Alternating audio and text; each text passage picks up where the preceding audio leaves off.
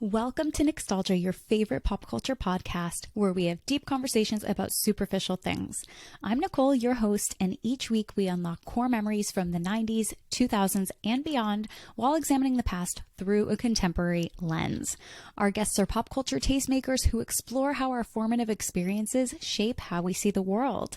We talk about trends, fashion, music, identity, consumer behavior, societal attitudes, and more.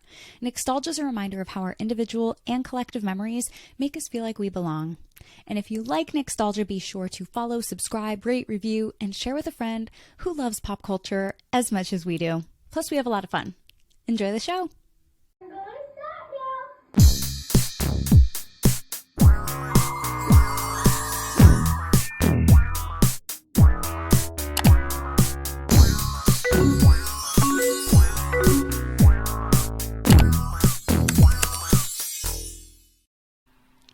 Hello and welcome to this week's episode of Nicstalgia. I'm super excited because Rachel Burke is here with me today, and she is from 90s Obscurity, the awesome podcast where, you guessed it, she talks about all things 90s. We're going to go over, yes, obscure things and popular things alike. We're going to talk about music and movies and fashion of what was just possibly the greatest decade ever. So welcome, Rachel.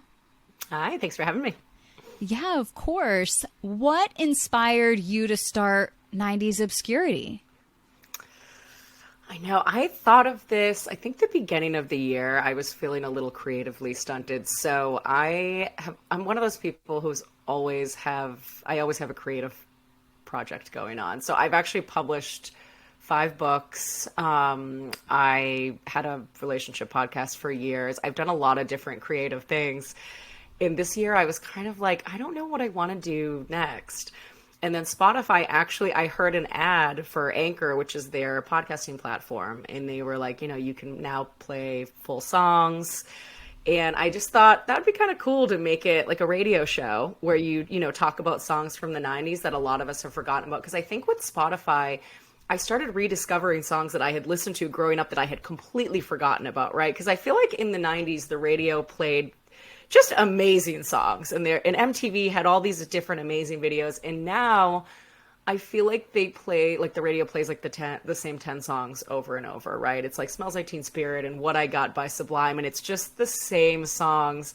And I started realizing, like, we have so many great songs from the 90s that so many of us have forgotten about. So I was like, I should create like a radio show and I could play these songs and talk about them. And it just kind of took on a life of its own where all of my friends got really excited and they were like, I want to come on as a guest and talk about like their favorite 90s bands and their favorite 90s movies. And then we would play songs from the soundtrack. So it just kind of took off, and I started an Instagram for it, and all these people started following me and messaging me that love the 90s. So it just, the 90s it's a big thing right now. And I just want to point out that I am wearing a Dylan McKay shirt for anyone who also loved 90210. But yeah, so that's kind of how I came up with it. That's amazing. And I love the concept of a radio show too, because I think that so many of us that grew up or came of age in the 90s, it was like this feeling where you would call your radio station and you'd be so nervous and you'd be like, I just want them to pick up. I want to request my song. Even when there were times where you could call in and they would air certain segments. I remember calling the radio station for a segment. I think they were asking about like feedback about Mariah Carey's new album. And I was like, I'm like 12 years old, calling the radio station. I have something to say about this. And right. And just feeling like you could kind of have this voice, and yet at the same time, that platform was so separate from people in that you would have to literally wait for hours. I called a radio station and requested Never Had a Dream Come True by S Club 7 in 2002 and waited for probably 4 hours. I waited for hours to hear this song, but it was like, how else was I supposed to hear it if the album was not available to purchase? So do you have any memories of calling your radio station or being on your radio station before you became a radio show host yourself? Yeah, well, I have 2 things to say about that. The first is do you remember when you would call to find out what a song was, like before the internet, because you couldn't Google song lyrics and we didn't have Shazam. So I would call the radio station and be like, what's the song you just played that was like, da da da da, and like sing it, you know, like ridiculous. And they'd be like, oh, it was this song. And the second thing I have to say about that is I actually won a MySpace contest back in 2008 with my local radio station. So it was WBCN in Boston. It is no longer. So every year they had the WBCN River Rave, which was a big concert. And the headliners that year were Stone Temple Pilots. And so you had to pick whatever band like you wanted to meet if you won. So my best friend enters this contest for us. And she says, well, I'm going to pick one of the smaller bands because I feel like they'll pick me if I pick like a less known band, because that would be easier, you know, for us to meet them or whatever. I don't know. So she picks Pennywise, who we don't listen to. So I get everyone to vote for us on MySpace. We win. The radio station calls her and they're like, congratulations, you guys are going to meet Pennywise. And I was like, Erin, why didn't you say Stone Temple Pilots? So they bring us backstage to like meet this band who we don't even listen to. And we're like, hi guys, nice to meet you. You know, like so underwhelmed. But luckily, we ended up actually meeting everybody else, too, backstage. Like, because they were just hanging out, like, the singer of Filter and the guys from STP were there and everything. But it was so funny. So that's, like, my big radio station memory was winning that contest. That is amazing. I love that connection that the radio station could facilitate between artists and fans. And actually, last week, I went to go see my first concert since 2020. It was Andrew McMahon in the Wilderness and Dashboard Confessional. And I'm like, seeing the artists who did your MySpace song and who sang the song of your AIM away message lyrics, that is one of the most profoundly cathartic spiritual experiences as an adult that you could have. I'm like, if you see anybody crying in section 204, just like one big tear falling down because they hear their MySpace song played live, that was me. Yeah, one of my first MySpace songs was the Pussycat Dolls Buttons. That is incredible. Yeah, loved that one. What a great song. I saw them open for Britney Spears on her circus tour, and I grew up going to dance conventions, so Carmi was someone who was just, I don't know, for a few years in the circuit. I don't think she actually taught any classes, but anyway, the point is I met her and have a picture with her, and at the time, to me, that was it. You meet the Pussycat Dolls and it's like, okay, I've officially peaked. Well, did you watch The Dark Side of the 90s on Hulu? It's actually a 10-part series. So, like, one of them is on, like, reality TV in the real world, and then one will be on, like, talk shows like Jerry Springer. And it's all, like, Baywatch, all these things that were popular in the 90s. And one of them is on the Viper Room. And I didn't know this, but the Pussycat Dolls actually started as a dance group at the Viper Room. So they like before they blew up and started writing their own songs, they had a residency, and every week they would dance and like put on the show before they actually became a band, which is crazy. I didn't know that. Like, I just thought they were always a band, you know? That is crazy. And I do know exactly what documentary you're talking about now. And that is something that I would definitely like to see. I really want to know because I have nostalgia for this time, as I was born in the early 90s, so it's like I don't have the same relationship to the early 90s. Like, yes, okay, I was alive, but just being able to have your own experience, or like if you were in school or hanging out with your friends when grunge really came onto the scene. Like, this is a huge love of yours, and I want to hear more about it. Oh yeah, of course. It's funny because the early 90s, I was in like middle school. So that was when we were big into like TLC, and my friends and I would make our own music videos to TLC because that album Crazy Sexy Cool came out where they were in like the silk pajamas, and like we thought it was so cool. And like overalls were in style then, and like the really tight striped shirts that you would wear under them. So my friend and I have, I don't have it anymore. I think I got rid of it. I wish I did, but we would make our own like TLC music videos, and with the striped shirts, and I had these white overalls over them, and we would sew patches on them. So they made band patches, and we loved Aerosmith. They were like from our hometown. So we sewed like an Aerosmith patch on it, and so that was kind of the early 90s. And then mid to late 90s was when grunge became a thing. So like 95 to like 97 was the big grunge years, because Kurt Cobain died in 94. And so kind of the mid 90s period was when we started just wearing terrible clothes. It was like the big flannels and the band t-shirts that like didn't fit you. Like I basically dressed like a boy. I had these huge oversized shirts and like the big skateboarder pants and the Converse sneakers. And it's so funny because I dated a guy that I went to high school with like in my early 20s. And he said, I'll never forget the first time I saw you in like a swimsuit, because we all went swimming one day after school, and he said like you took off these huge clothes, and we were like, oh, there's a little body under there, Yeah. Because it's like you look like a boy. It's so funny. Yeah, it was not flattering, and now it's back where the girls are wearing the huge jeans and the band t-shirts, but it's a little cuter now. I feel like we've made it a little cuter where we can like tuck in the band shirts, or make them kind of a crop top, and the pants are a little more like high waisted. It's just, I think it's like 90s, but a cuter version, if that makes sense. Yeah. Some of my band t-shirts, I have one where it's got like a lace up detail. And so I find that, because sometimes with band shirts, especially if they're ones that are a little bit stiffer in the fabric and they're cut so high, I'm like, I want this to be, if I'm wearing a t-shirt, come on, I want it to be comfortable. And so to even have a detail like that, you're like, okay, this is intentional. It's a band t-shirt, but also make it look cute and comfortable. And I cut up a shirt of mine recently. I'm like, well, this is a crop top now, AKA every time.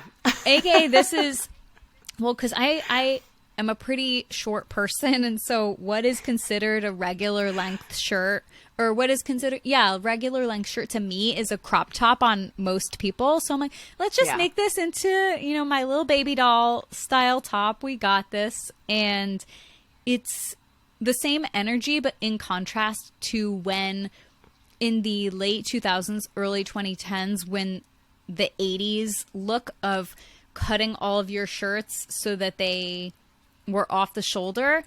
I swear there was a time where I just had to do a complete overhaul, because I'm like, I have not one shirt that has shoulders anymore. They're all gone. Yeah.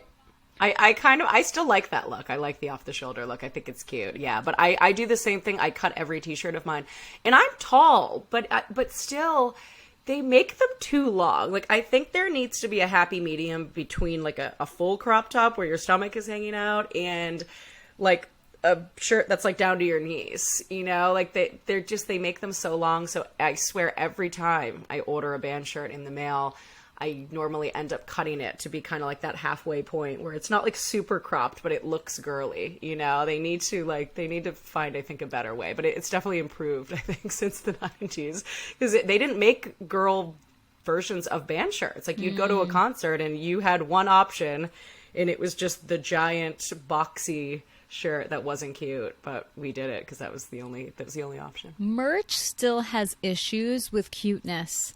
It truly does. But it's getting better. It's getting better, I think, though. It's getting better, and I do think it's interesting with platforms like Etsy, where there's this creator marketplace, and granted, the companies have something to say about the legalities of this, but I do think that, hey, if the companies themselves were making cuter merch, people wouldn't have to set up Etsy shops to make merch that fans actually want to buy.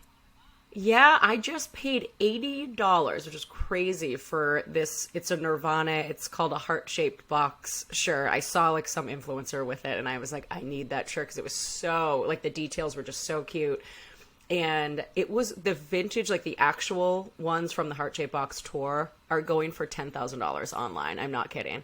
And I went, oh no, there's got to be a better way. And I found one on Etsy, and there was like one left and it was in a large. And I was like, well, I guess I'm buying it. So I tried to make it cute where I almost wear it as like a dress with like tiny, almost like spandex shorts under it and like tights and boots. And so I kind of made it a whole thing because they only had it in a large. So, we had to make it work. But yeah, it's Etsy definitely has that, which is good. What do you think is, you'd mentioned that now with kind of like the resurgence of 90s trends, things are made a little bit cuter, or maybe they have cuts that are more suited for women's bodies as well. Have you seen any other major differences in what you experienced either wearing or listening to, something that was a part of your culture growing up that you've seen interpreted in a different way in the context of 2022 or nowadays through a nostalgic lens of the 90s? I think it's pretty similar, but I will say high-waisted wasn't a thing in the 90s, because now it's the baggy pants, but they're really high. So that's a big difference that I noticed. And also, flannels were huge in the 90s. I feel like they're back, but they're not as prevalent. Like, we would wear flannels every day. And what's actually not back, that I just thought of this right now, is we used to, in the 90s, you would wear a band t-shirt, a short sleeve one with a long sleeve tight shirt underneath. And I saw a meme recently, and it was so funny. It said, when you wore a long sleeve shirt under a short sleeve shirt, that used to mean that you liked music. Yes. and it's so true. So that is a trend that's not back, but it's wild because I kind of, I knew obviously the 90s were coming back, and you see kids wearing the Nirvana shirts and all of that, but it actually really hit me a few weeks ago. I went to the mall. I love the mall. I know we shop online now, but that killed me during COVID when I couldn't try it, like go to the mall and try on clothes, because I'm like, no, I need, there's certain things you need to try on. Like, I can order shoes online, but I need to like try on, a pair of pants or something to make sure that they fit. So I go to the mall recently and I walk into H&M and I was like, oh my God, I have teleported to the 90s. Like, I had to check myself for a second. I was like, what year is it? How old am I? Because I walked in this room and it was things that I forgot I had even worn in the 90s, honestly. So we used to wear these sheer, like see-through blouses, but they had swirly patterns on them. They were almost like a 70s vibe. And I walk in and they had a bunch of those in different colors. And I was like, oh, I had one of those. It was like a blue and black tie-dye pattern, and it was like see-through. We had the store. Oh, you're from Connecticut, mm-hmm. So did you have Rave? Yeah, growing up? Yeah. So I bought it from Rave. Loved it. Used to wear it all the time. And they had the little, like the spaghetti strap tank tops, but where the collar and the sleeve were a different color than the actual shirt. So it'd be like a white tank top with like black, a black collar and black straps. Mm-hmm. And I was like, oh, I forgot we used to do that, like the two-tone shirts too. So there were just so many things that I was like, whoa, like this is what the mall looked like when I grew up, and it's back again. Like, it was a crazy moment for me. And then I went into Forever 21 afterwards, and I was like, oh my God, it's the same thing. It's every store. Like, how does that happen? Yeah. Like, where a trend just comes back. Like, I don't understand how that happens.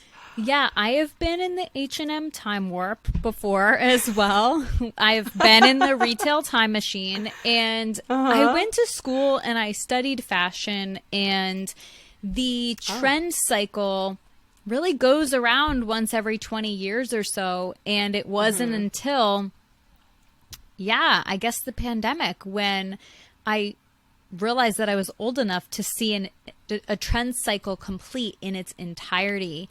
And trends that I had known as a kid had come back. And that really is that differentiator between nostalgia, the past that you experience firsthand, and nostalgia, or as I like to call it, nostalgia the remix, because it's something that you might have fondness for, but you didn't actually have that firsthand experience. And I talk pretty much every episode at this point about the Consumer Aesthetics Research Institute has a micro trend aesthetic that they call groovival.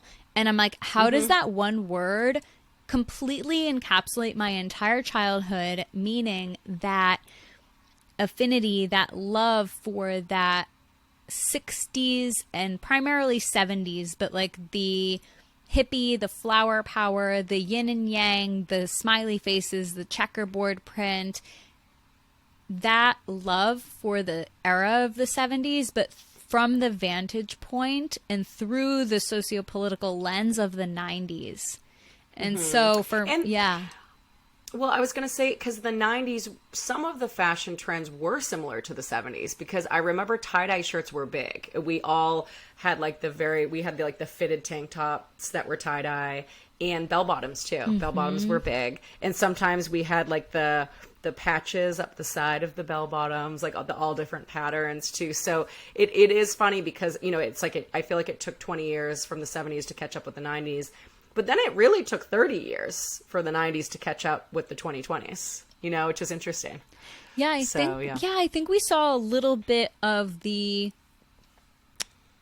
90s emergence in the late 2010s, but I think that it was definitely the pandemic that accelerated everyone was on their phones. Everybody was at home and they all had access. And they're like, okay, this time is so uncertain. What are we going to do? We're going to go back to things that we know, things that are familiar, things that make us feel a little bit less uncertain in this time. Yeah. And you know what I think it might be too, I just thought of this, is like TikTok blew up during the pandemic, right? And we're all making TikTok videos and we're watching them. And I remember this girl, oh my God, I loved her so much. So she was like, she would do like the time travel videos, but she actually loved the 80s. And she was a young girl. I mean, she's probably like 21 years old. And so she did this video, like, you know, getting ready for a party in the 80s, you know, and there's like Billy Idol or something on in the background. And she's, you know, like she's putting on her jacket with the MTV logo and all of the 80s, the makeup and the outfit. And it's a quick video, but I would watch it so many times because I'm like, this is so well filmed. Like, she made her room actually look like it would have in the 80s. She had the ugly like Afghan blanket and everything. And so then people started doing that with the 90s. I would notice, like, you know, there's a girl that they always like repost on like 90s Instagram pages, and, you know, she'll do like the 90s throwback songs and her just like rocking out to them or something. So I feel like TikTok might have had something to do with it, with the people like doing the remake videos. Definitely. I made an edit. I can't remember if it was, I think it might have actually been during 2021. The last 2 years kind of blend into one gigantic year. So they didn't exist. Yeah, sometime in the 2020s, I did an edit of pictures so it looked like the dELiAs catalog. And it was deeply fulfilling because I was such a stan of dELiAs. As much as I rocked Abercrombie and Hollister, and I think being from New England, you get it. But ultimately, and at my absolute core, I am a dELiAs girly for life. And dELiAs also, it resonated with young girls in the 90s in a way that with some of those other big mall brands that we more so associate with the 2000s, dELiAs was really there, and it caught on, and it seamlessly made that transition from 90s to 2000s culture, which I feel like a lot of people conflate now because that kind of basically 1999 through 2001 was all like kind of the same. So when the new decade happened, people were like, we're kind of still in the 90s. We're kind of in this new place. It's all very similar to the turn of the decade of the 2020s. But but yeah, I think that dELiAs really was something that was resonant in, they were doing the keyboard effect where you have uppercase and lowercase letters. They were a little bit irreverent. They were fun. They were quirky in a time when ultimately society, especially as a young kid or young girls, you were trained to fit in, not stand out. But I think that idea of getting to stand out and be yourself was what attracted me so much to that brand. Do you remember getting that catalog when you were younger? Yeah, well, I was actually writing down things that I was going to say when you were talking. But first off, do you know that they're back and they partnered with Dolls Kill? Yes. Okay. I feel like nobody knows this. Like, this is not a known thing, because I talk about this on my show sometimes, because all of a sudden, I noticed it during the pandemic, all of a sudden I was like, I wonder if dELiAs is still a thing. And I just like looked them up randomly. And I was like, whoa, they partnered with Dolls Kill. And it's funny, dELiAs, their bio and their Instagram says, everybody loves a comeback. Yeah. And I was like, that's so cool. But so it's funny because in the 90s, and you might not remember this because you were so young, but there was only the catalog. They didn't have stores yet. So it was a big deal. They had a mall in Attleboro in Massachusetts. It was like almost bordering Rhode Island, called the Emerald Square Mall, and it had 3 floors. I would make my mom drive me there, and I would spend all day there shopping. And that was the first dELiAs store that they opened that I knew of, and we were like, oh, they have a store. But it was kind of a letdown, I feel like, because the store was really small, and it just didn't have as much as the catalog did. Like, the catalog had everything, jewelry, swimsuits, like you name it. But yeah, it was amazing. And I actually did on my radio show, I call it the dELiAs catalog edition. And so I had a show where I talked about the fashion of dELiAs, but I play all female artists from the 90s that look like they're out of a dELiAs catalog, like Letters to Cleo and Sneaker Pimps and all these, the Cardigans, like all these female fronted bands that had like the cute short hair or the pigtails and all the cute like dELiAs style clothes. And I did a whole theme just because I loved it so much. Yeah. If you were to curate a page in the dELiAs catalog and you could have your favorite clothing items of the 90s on that page, or even favorite outfits that you had, what would you include?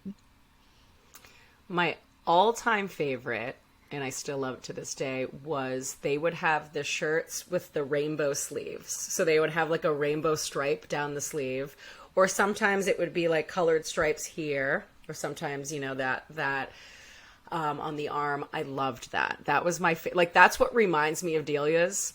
And on Instagram, when I did like the dELiAs catalog edition, I have a shirt that looks like it has like a red, orange, and yellow stripes here, and I wore it and like posted a picture of me and it was like, dELiAs catalog edition, because I just look like I'm out of that catalog.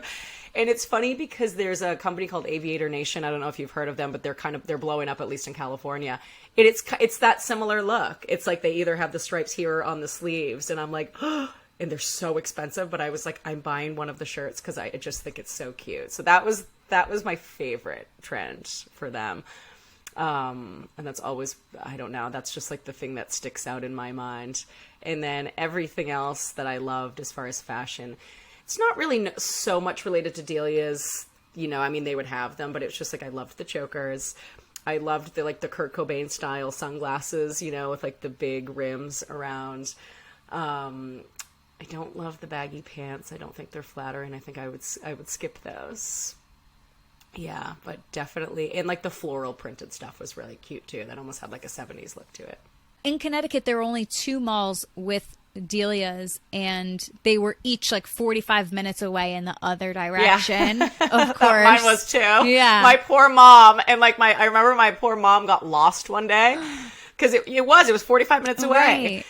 I know. I can't believe my mother actually did that. I feel like if I had kids, I'd be like, no, I'm not driving you 45 minutes away to a mall. Mm-hmm. And then you have to sit there all day while your kid shops with her friends. Like, that sounds terrible.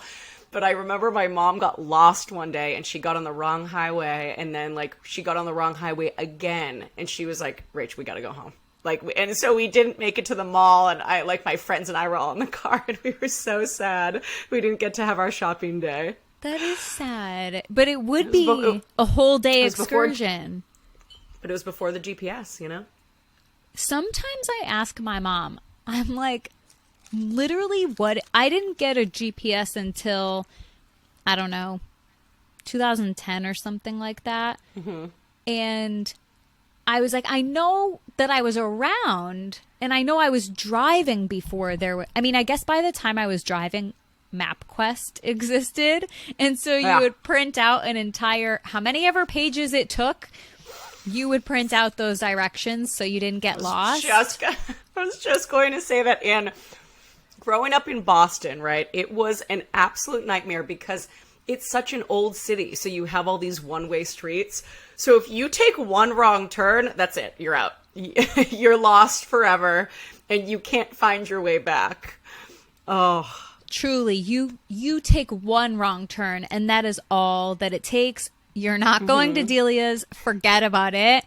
Or like concerts, like, because we would be on our way to concerts. Oh, no. And, you know, it's like you had to really precisely follow these directions. And I remember what I started doing, and it really helped, was I would set my odometer. So if it said, okay, in 0.2 miles, you're going to take a left, I would set it in at 0.2 miles. I knew when it was coming up to go. But my friends and I would just get lost all the time. Or like we would follow other cars to concerts. It like Lowell, you know, it was like 3 hours away and it was pouring rain and you couldn't call the people to ask them to pull over if like somebody had to use the bathroom because you're following somebody. And I remember like that was the worst part, was like, like we need to use the bathroom and you can't because you're following another car. It was a different time. It was truly a different time. I actually asked my Grammy recently, I'm like, do you remember how we used to go to Limited 2? Remember that store at the mall? And she's like, oh yeah, I knew her on a first name basis. I'm like, who's her? She's like, the girl that worked at Limited 2, because we went there what seemed like every day of our lives. And I'm like, oh yeah, hey, and like Bath and Body Works, right? It's like if you had to get there, you had to get there, you know. Did you see the TikTok video? And it was like, it might have been yours, but I don't think it was. There was a video where it was like walking into Hollister in the 2000s and it's pitch dark and then someone just goes and sprays you with something. That is so funny. My favorite, so funny. My favorite Hollister related TikTok video. This is niche, but come on. I obviously have a favorite Hollister TikTok video where this guy is narrating in a mall. He's like, this is the abandoned, like, and the way he's describing it in this crazy detail of like, there's this, I'm not wording it right, but like this chateau where it's like this. And he's literally just describing an abandoned closed Hollister store. But he says that he's in the mall in Waterbury, Connecticut. And oh, that's funny. That was the mall that we would go to Limited 2 at. And there was this store that had Spice Girls and different imported memorabilia and like a bunch of anime stuff and anything that you really couldn't find at regular clothing or specialty stores. And I'm like, the fact that this guy is giving this grand presentation about this abandoned Hollister store in this mall that I haven't been to in 15 years or whatever. I'm like, this is it. Like, I guess the internet just truly brings us together. I always laugh about that. They do pick up on your location though. Because I've noticed, like, I'll get TikTokers if I'm in LA that are in LA a lot of times. And then when I go home to Boston, I start getting Massachusetts TikTokers. So they probably target you partially because of your location too. That makes a lot of sense. Yeah, I know. Because I noticed one year I was home and I'm like, why are all these Massachusetts people coming up? And I was like, oh, wow, it must like target based on where I am. That's interesting. But yeah, during the pandemic, I got so into the time travel TikTokers and I started making my own. And actually the 90s ones that I made did pretty well. Because, you know, TikTok it's so addicting because sometimes it's like you spend all day on this video and then they show it to like 100 people and that's it. And you're like, oh, man. And then sometimes you'll make one and they show it to like 5,000 people and you're like, yes, you know, like this one got out there. So it's so disappointing when you spend all this time, you know, getting dressed up and making this video and picking the songs and then they don't show it to anybody. But I had a 90s one. I was inspired by the 80s girl and I was like, I'm going to do one like getting ready for a party in the 90s. And so I have that I told you about. I have basically built a shed in my yard because I used to collect all vintage 90s concert posters. And so it's decorated with all 90s posters. And I have like the tapestries too that like you would hang in your bedroom back then. So I was like, I'm going to do a 90s one. And so I put on like the frosty lipstick and the frosty eyeshadow and glitter and like a band shirt and combat boots and a choker, you know, and it's like manic panic. So I did this whole thing, and I played Gwen Stefani. So I played No Doubt, I'm Just a Girl, like for the song, right? And it got over 5,000 views, and all these people liked it and commented, and I was like, yes, you know. So that one was cool. And then I had another one too, where I was like, which 90s girl were you? And I dressed up as like a grunge girl or a goth girl or a ska girl, and I did all these. I did a dELiAs catalog girl too. And that one was good. I think that one got almost like 2,000 views. So for me, that's good. Like, as long as I get like over 1,000, I'm like, okay, I'll take it. So this is kind of an age-old question. Actually, it has two parts. One is, was life better, or were you happy that you were a teenager in times with no technology or social media? And then also the fact that nowadays teens can be grunge girl one day and ska girl another day, whereas back then people's identities, and I know that Gen X very much associates with this ethos even more than millennials, but that idea of like you're kind of in this box of what kind of aesthetic or identity or manner of dress, you kind of had to commit to something a lot more. Yeah, well, first part of that question, yes, I am very happy I was a teenager in the 90s with no technology. You know, even though some things were more difficult, right? Like you had to call a radio station to find out what a song was, or you couldn't just download a song. Like you actually had to have someone drive you to the store to buy it, right? So there wasn't that instant gratification, because I think you appreciated things more. But I just thought of this when you were talking about it, because the great thing with no technology was your parents had no idea where you were. So when I was 14, this was crazy. I was a crazy teenager, and I was in 9th grade, and this guy that I went to school with was like, hey, we're all going to a Metallica concert. We have an extra ticket. Do you want to come? And I was like, sure. I left my mom a note. I was 14 years old. I left my mom a note after school, and I was like, hi, Mom. Went to a Metallica concert. Be home late. She was going to kill me when I came home. Like, she was like, are you serious? You're 14. You're not supposed to be driving with even teenagers with a license. Like, who did you go with? You're coming in at midnight on a school night. But you could do that back then. You know, it's just like, I left you a note. I mean, I told you where I was.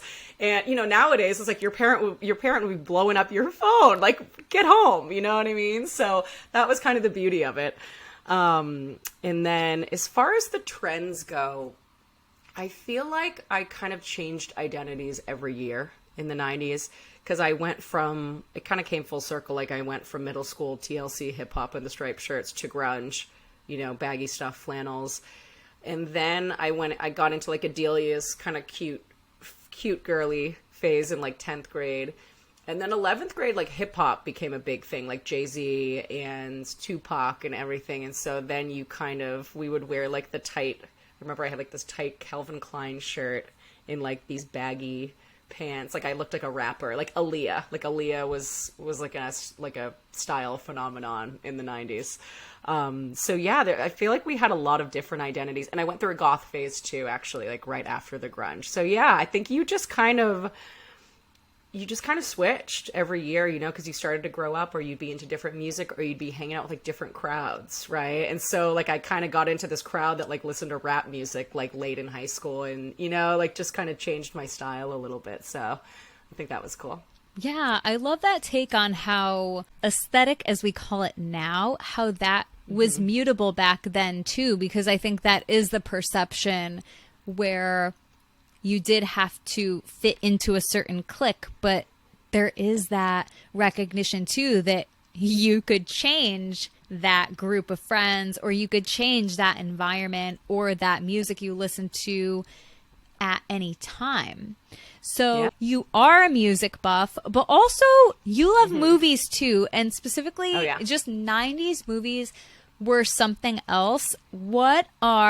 Okay, it might be really hard to pick, but if you were to pick even your top 5 or something, because now I see whether it's different brackets or different posts where it's like you have to vote on your favorite 90s movie. I'm like, I can't do it. It's too much pressure. It's too hard. No, I could name 5 off the top of my head. Oh yeah.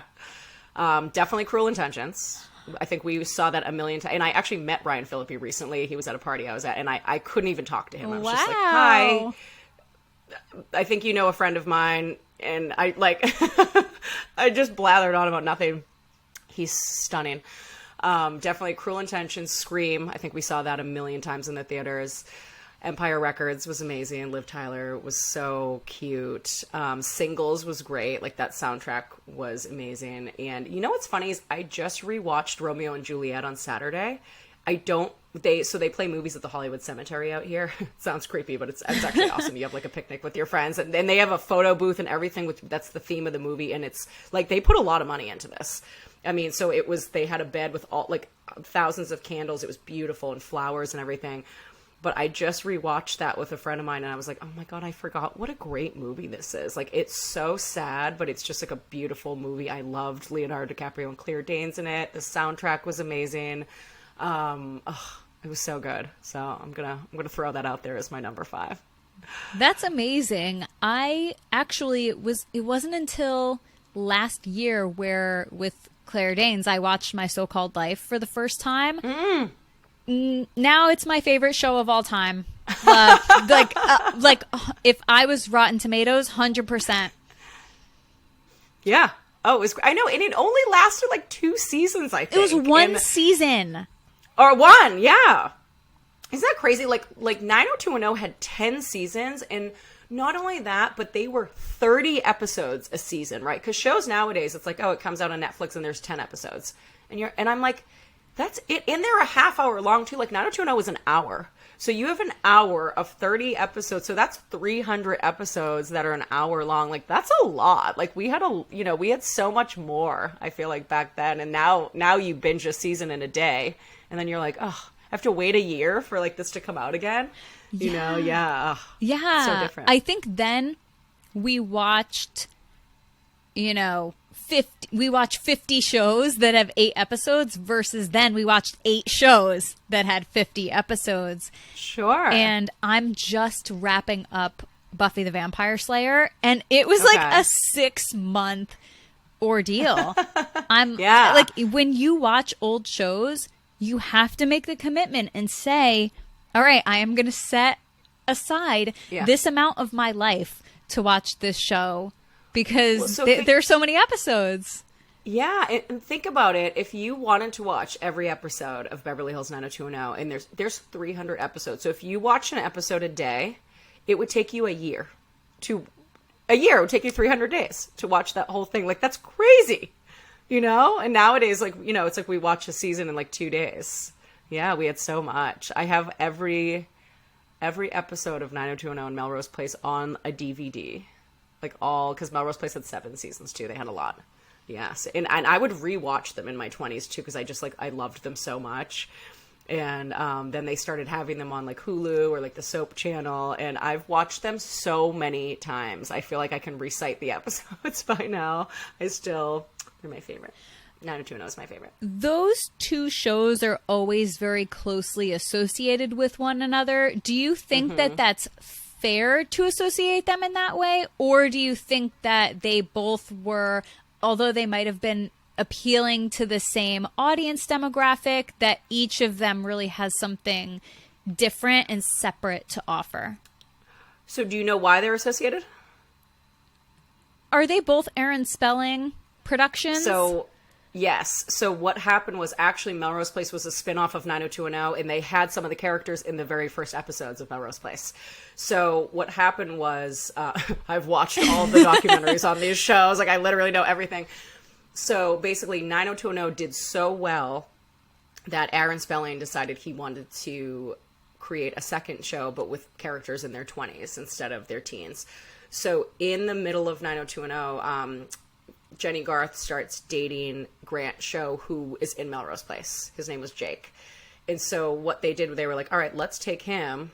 Let's make this a whole separate show. So Jenny Garth is actually in the first episodes of Melrose Place because she's like dating Jake, and some of the 90210 characters were in it, and then they just kind of made that like its separate show.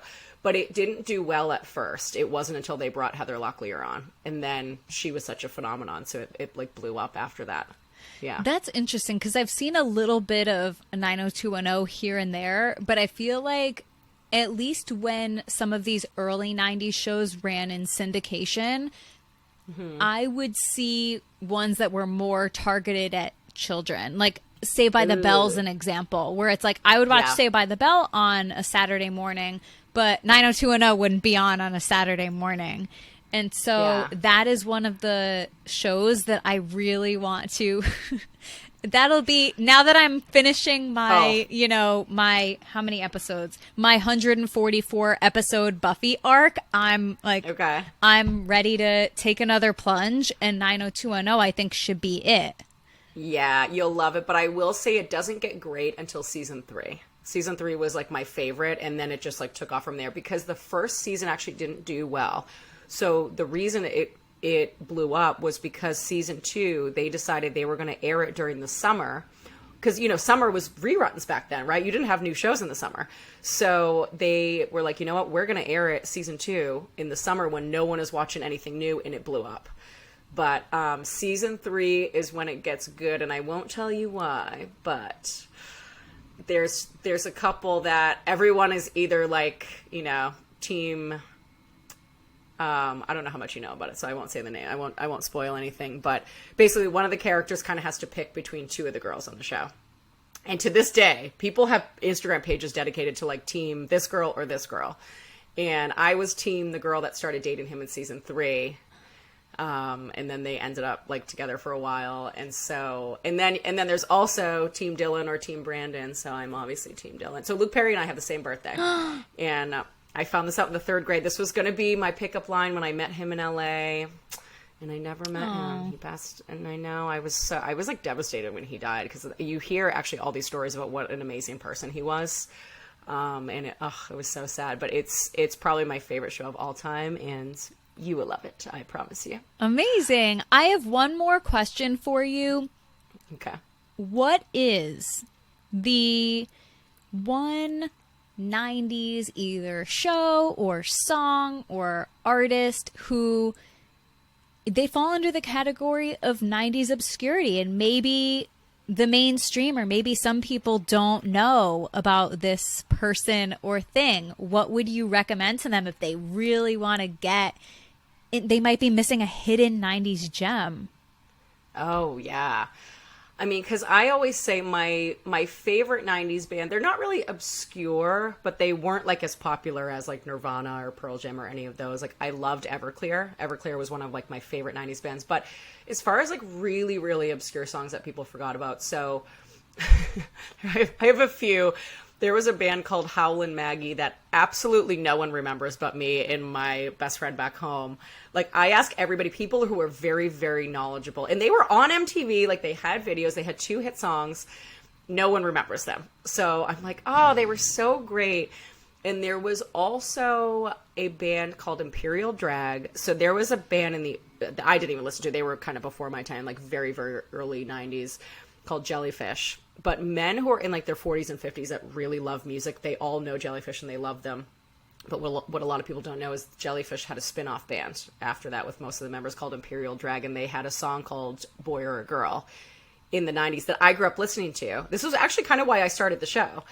It is a bop. Like, it's such a good song. I forgot about it for probably 20 years of my life. And recently, I don't even know how. I think I saw it on Spotify or something, and I was like, oh, how did I forget about this song? They only had 1 album. But Imperial Drag, Boy or a Girl, that's what I'm going to recommend to everybody, because it is a great song, and I can't imagine anyone not liking it. So I love that. I'm going to go listen right after this, actually. Thank you so much, Rachel, for being here today. Thank you, everybody, for listening, and we will see you next time. Bye. Bye. That's a wrap for this week. If you like Nicstalgia, please connect with me on social, subscribe to the Nicstalgia newsletter at nicstalgia.substack.com, and follow, rate, review on your platform of choice. Everything's linked in the show notes, including where to find more about our guest of the week. Thank you so much for your support, and that was this week's episode of Nicstalgia.